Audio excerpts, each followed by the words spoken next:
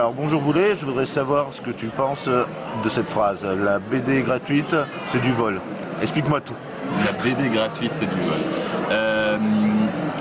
Je pense personnellement qu'on est dans une sorte, en publiant gratuitement sur le net, on se place nous-mêmes dans une sorte d'entre-deux. C'est-à-dire qu'on dit aux gens en substance, mon travail est gratuit, venez le lire gratuitement. Et le problème, c'est qu'on tient quand même à la défense de notre travail et donc à la défense du droit d'auteur, à la défense de notre droit de ne pas voir notre travail partout. Donc c'est pas forcément un paradoxe, mais il y a quand même une limite un peu floue. C'est-à-dire on dit aux gens venez lire, c'est gratuit, servez-vous. Et à côté de ça, si quelqu'un réutilise notre travail à côté, on va protester et dire non, là tu me voles. Donc oui, moi j'ai eu souvent ce débat avec des gens qui utilisaient mon travail sans mon consentement, par exemple. C'est-à-dire que moi, ce que je propose... Au niveau de ton blog, tu parles? Ouais, au niveau de mon blog. C'est-à-dire que moi, ce que je propose en ligne est gratuit, et j'ai même insisté auprès de mon éditeur pour que ça reste gratuit, parce que la première demande de l'éditeur était évidemment dès que ça sort en livre, on l'enlève d'Internet. Et moi, j'ai insisté sur le fait que non, la gratuité était importante, et qu'il fallait que mes BD puissent être lus en ligne et être en album en même temps. Et on s'est rendu compte que loin d'être un frein aux albums, c'était plutôt un énorme boost et que finalement mes albums n'auraient probablement pas eu de succès s'il n'y avait pas eu le support internet avant. Mais en même temps, je vais souvent lutter contre des gens qui utilisent sans mon consentement mes dessins sur d'autres sites, notamment pour illustrer des articles, etc. Et donc effectivement, je pense qu'il faut arriver à faire rentrer dans la conscience collective que la bande dessinée, l'illustration, toute forme de création est un travail qui doit se respecter et qui ne doit pas être utilisé comme ça. C'est pas un robinet à dessin internet. On ne doit pas se servir et utiliser comme on veut. Moi, je suis assez partisan de ce que les anglo-saxons appellent le fair use, c'est-à-dire le droit de citation, par exemple.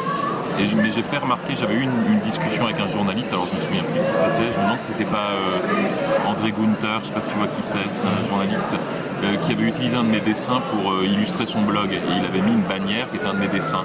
Et j'étais très flatté parce que j'aime bien son travail, mais je lui ai fait remarquer que non, ça se faisait pas. Parce qu'il ne te l'avait pas demandé. Il ne me l'avait pas demandé. Et il m'avait dit, ah non, mais c'est le fair use, c'est le droit de c'est une citation. Et je lui avais expliqué que non, il y a une énorme différence entre utiliser un de mes dessins par exemple pour illustrer un article sur moi, je ne vais jamais protester, au contraire, je trouve ça logique. Si c'est pour illustrer un propos, ou même un article qui parlerait des blogs et qui prendrait un extrait de mon blog pour en parler, je trouverais ça normal, c'est la citation.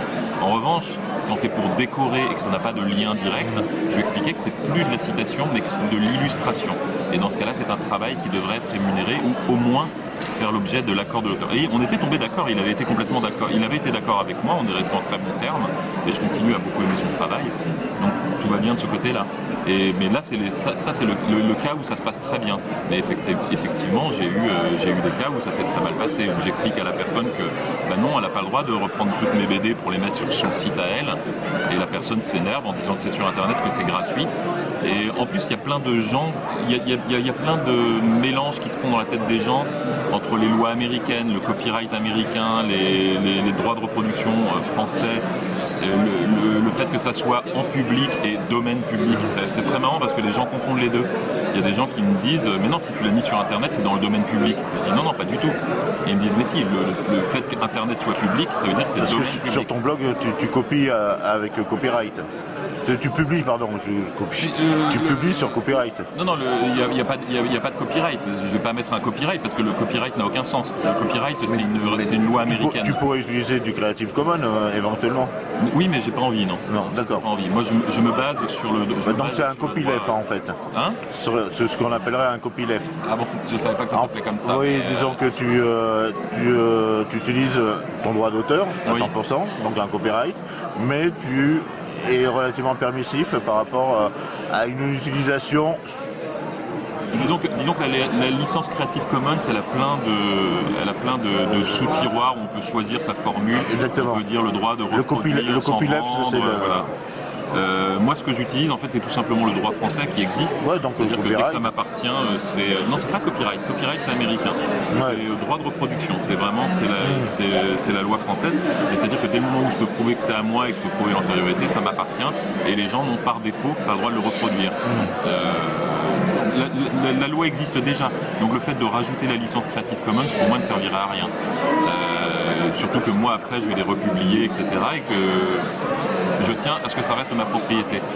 Ce que j'offre, moi, en ligne, gratuitement, c'est la possibilité de le lire. Pour moi, ça s'arrête là. Après, si on veut le réutiliser, je ne suis pas forcément contre, mais il faut me demander l'autorisation. Donc, en fait, finalement, la seule règle que j'applique, c'est celle de la politesse élémentaire. Exactement. Après, il y a des gens qui ont des problèmes avec cette règle-là. Il y a des gens qui ont vraiment des problèmes avec la règle de la politesse élémentaire et qui pensent que c'est sur Internet, c'est à moi. Ouais. Et je pense notamment à un dessinateur là ça j'ai oublié son nom, ça c'est dommage. Un dessinateur qui fait des très beaux, comment on appelle ça, des dessins sous licence. Genre il fait des Batman, des trucs comme ça, magnifiques en peinture numérique. Et il y a une autre artiste qui reprend son travail et qui applique juste un filtre Photoshop dessus et qui le revend. Ouais, j'ai vu ça. Je me souviens plus du nom également, mais je vois exactement de quoi tu parles. Ouais, j'ai lu ça sur Facebook. C'est pas toi qui en avais parlé, c'était Denis qui en avait repris. C'est Denis qui en a parlé parce qu'une dessinatrice, je me demande si c'est pas Barbara Canepa qui a partagé ça, ou peut-être Bannister, c'est Bannister. Voilà.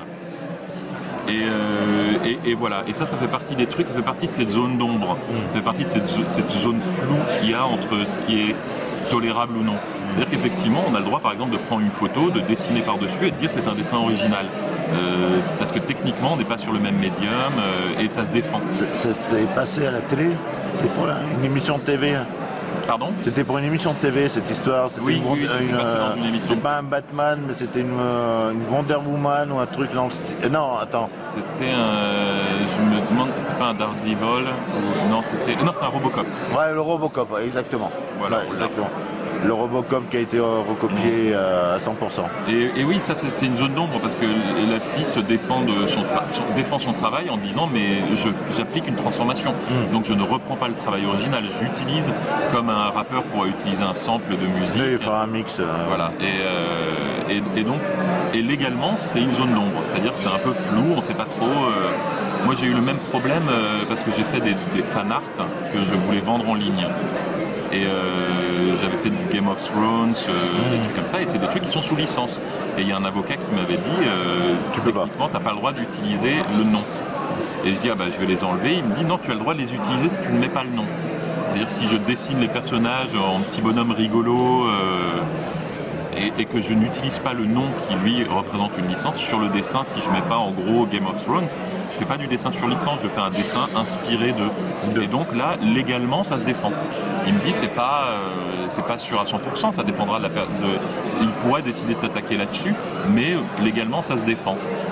Et donc je les ai laissés en me disant s'il y a le moindre problème, je les retirerai à la demande, parce que moi-même je me dis en fait j'ai pas utiliser leur nom, j'ai pas décalqué. Enfin, il y a cette zone d'ombre et moi-même, je me suis déjà retrouvé dans cette zone d'ombre, donc je comprends assez bien.